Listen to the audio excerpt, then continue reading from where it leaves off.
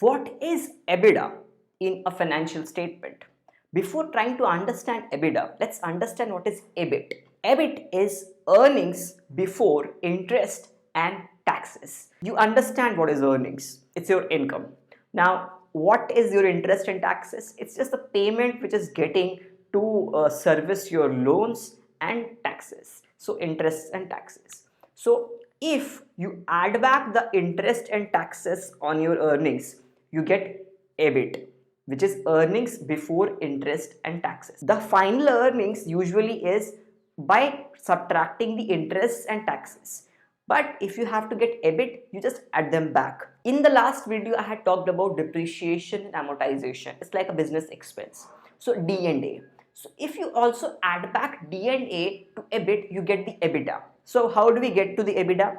First, we have the earnings. As the earnings is calculated by subtracting all the expenses, we add back the interests and taxes because that is not a very core business expense. So we add it back and we get the EBIT. Now, when we get the EBIT, we again add the depreciation and amortization to it because even that depreciation and amortization is not really a very core business expense. It's just a way to have some kind of an understanding that what is the business expense corresponding to the assets which we have. Those are not real expenses but a kind of a notional expense. So you add that back as well. So EBIT plus your D&A will give you EBITDA, which is earnings before interest, taxes and depreciation and amortization. Now the reason we calculate EBITDA is that interests, taxes, depreciation, amortization, these things could vary from company to company, from industry to industry. Now from industry to industry, and as per the size of industry and as per the size of the firm, your EBITDA, your EBIT and your earnings all could be very different.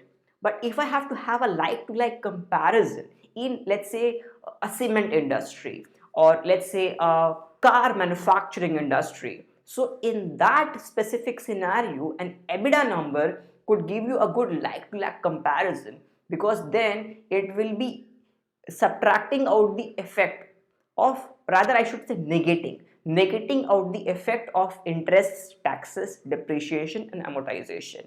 Now there are other things which you have to take care of like non-recurring expenses, which I'll be talking about in another video. But for this video, let's understand that we do calculate EBITDA to understand or rather have a feeling of the like-to-like comparison between different companies.